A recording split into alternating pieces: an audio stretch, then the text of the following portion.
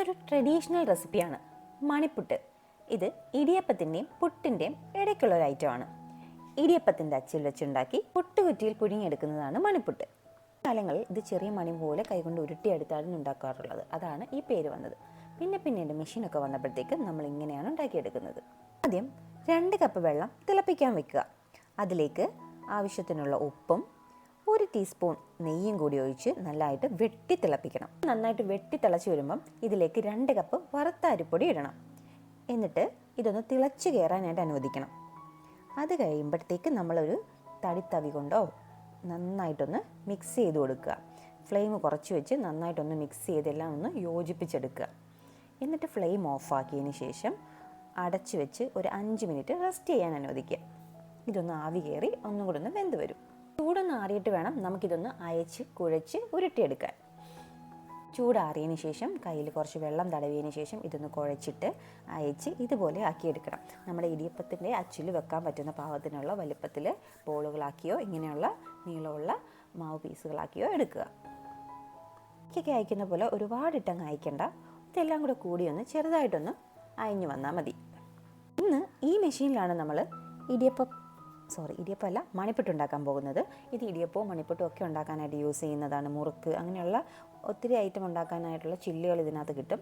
ഇത് ഉപയോഗിക്കുന്നത് പണ്ട് കാലത്ത് ഒരുപാട് അംഗങ്ങളുള്ള വീടുകളിൽ പെട്ടെന്ന് ഐറ്റം ഉണ്ടാക്കിയെടുക്കാൻ വേണ്ടിയിട്ടാണ്. ഇത് പക്ഷേ 2 പേരുടെ ഹെൽപ്പോട് കൂടിയേ ഇത് പെട്ടെന്ന് നമുക്ക് ഉണ്ടാക്കിയെടുക്കാൻ പറ്റത്തുള്ളൂ. നമുക്ക് സാധാ സേവനാഴി ഉപയോഗിച്ചും ഇത് ഉണ്ടാക്കിയെടുക്കാവുന്നതേ ഉള്ളൂ. ഇതുണ്ടാക്കാനായിട്ട് 2 പേരുടെ ആവശ്യമുണ്ടെന്ന് പറഞ്ഞല്ലോ. അപ്പം ഇതിൻ്റെ കൂടെ സഹായത്തിനായിട്ട് ഉമ്മയും കൂടെയുണ്ട്. ഈ മെഷീൻ കൂടുതലും അവരാണ് യൂസ് ചെയ്തിരിക്കുന്നത്. ഞാൻ സാധാ സേവനാഴിയിലാണ് എപ്പോഴും ഉണ്ടാക്കാറുള്ളത്. പക്ഷേ ഇതിനെ ഒന്ന് പരിചയപ്പെടുത്താൻ വേണ്ടിയിട്ടാണ് ഞാൻ ഈ മെഷീനിൽ ഉണ്ടാക്കാമെന്ന് കരുതിയത്. ഇട്ട് വെച്ച മാവ് ഇതിൻ്റെ അടിത്തട്ടിലേക്ക് ഇട്ട് കൊടുക്കുക. എന്നിട്ട് മുകളിലത്തെ ഇത് കറക്കി ഇത് അടച്ചെടുക്കുക. എന്നിട്ട് സാധാരണ ഇത് കറക്കുന്ന പോലെ കറക്കിയെടുക്കുക. മുകളിലൊരാൾ കറക്കുമ്പം അടിയിൽ ഇത് വീഴുന്നതനുസരിച്ച് ഒന്ന് റൊട്ടേറ്റ് ചെയ്ത് കൊടുക്കേണ്ടി വരും. മണിപ്പുട്ടായതുകൊണ്ട് ആദ്യം ഈ പാത്രത്തിനകത്ത് നമ്മൾ കുറച്ച് അരിപ്പൊടി തൂക്കി കൊടുക്കുക. ഇതിനകത്തേക്ക് കയറ്റാൻ പറ്റുന്ന പാത്രമായിരിക്കണം. എന്നിട്ട് ഇതിങ്ങനെ പീച്ചിയെടുക്കുക. പീച്ചിയെടുത്തതിന് ശേഷം നമ്മളിങ്ങനെ റൗണ്ട് ചെയ്ത് കൊടുക്കണം. ഇല്ലെങ്കിലും കുഴപ്പമില്ല, മണിപ്പുട്ടായതുകൊണ്ട് പ്രശ്നമില്ല. ഇങ്ങനെ ആക്കിയിട്ട് എന്ത് വേണം, ഇതിൻ്റെ മുകളിൽ കുറച്ചുകൂടി അരിപ്പൊടി ഇട്ടിട്ട് വേണം ഒരു പാത്രത്തിലേക്ക് തട്ടാൻ. ഇങ്ങനെ ബാക്കിയുള്ള മാവും ഇതുപോലെ ചെയ്തെടുക്കുക. ആദ്യം അരിപ്പൊടി ഇടുക, ഇതിലേക്ക് ഇടിയപ്പം പോലെ പീച്ചിയിടുക. എന്നിട്ട് ഇതിൻ്റെ മേലെ കുറച്ചുകൂടി അരിപ്പൊടി തൂക്കിയിട്ട് വേണം തട്ടാൻ. അങ്ങനെ എല്ലാം നമ്മൾ ചെയ്തെടുത്തിട്ടുണ്ട്. മനസ്സിലായല്ലോ? ഒന്നുമില്ല, സിമ്പിളായിട്ട് കുറച്ച് അരിപ്പൊടി കൂടി താഴെ മുകളിൽ ഇടണം. ഇത് ഒട്ടി പിടിക്കാതിരിക്കാനാണ് ഇങ്ങനെ ചെയ്യുന്നത്. അതുപോലെ അച്ചെടുക്കുമ്പം തീരെ കനം കുറഞ്ഞ അച്ചെടുക്കരുത്. ഇടിയപ്പത്തിനെക്കാട്ടി ഒരു ഇച്ചിരി ഒരു വലിയ അച്ചാണ് എടുക്കേണ്ടത്. മെയിൻ പരിപാടി ഇതൊന്ന് മിക്സ് ചെയ്യണം. ഇങ്ങനെ നമ്മളിൽ നൂഡിൽസ് പോലെ ഒന്ന് വലിച്ച് ഒന്ന് സെപ്പറേറ്റ് ചെയ്തെടുക്കണം. ഒരുപാടിട്ട് കുഴക്കരുത്. ഒരു പരുവത്തിനൊന്ന് ഇങ്ങനെ വലിച്ചെടുക്കുമ്പോൾ ഇതിങ്ങനെ സെപ്പറേറ്റ് ആയിട്ട് വരും.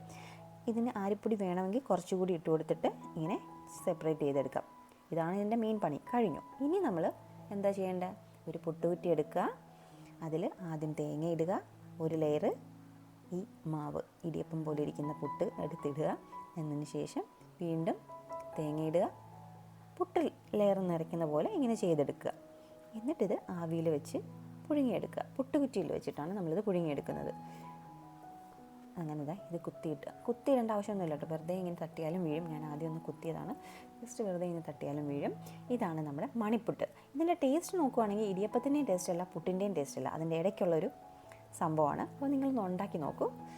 വെറൈറ്റി ആയിട്ടുള്ള ട്രഡീഷണൽ ആയിട്ടുള്ള ഇങ്ങനെയുള്ള റെസിപ്പിയൊക്കെ ഒന്ന് ഒരു പ്രാവശ്യമെങ്കിലുമൊക്കെ ഒന്ന് ട്രൈ ചെയ്ത് നോക്കുന്നത് നല്ലതാണ്. ഇതിൻ്റെ കൂടെ ഞാൻ കഴിച്ചത് നല്ല ചിക്കൻ സ്റ്റൂ വെച്ചിട്ടായിരുന്നു. നല്ല കോമ്പിനേഷനായിരുന്നു. അതുപോലെ നല്ല സോഫ്റ്റാണ്. പുട്ട് പോലെ അങ്ങനെയല്ല, കുറച്ചുകൂടി ഇങ്ങനെ വലിഞ്ഞു വരുന്നത്. ഇതായതുകൊണ്ട് പിള്ളേർക്കൊക്കെ ഇഷ്ടപ്പെടും. നൂഡിൽസ് പോലെയൊക്കെ തോന്നും. സോ ഒന്ന് ട്രൈ ചെയ്ത് നോക്കൂ.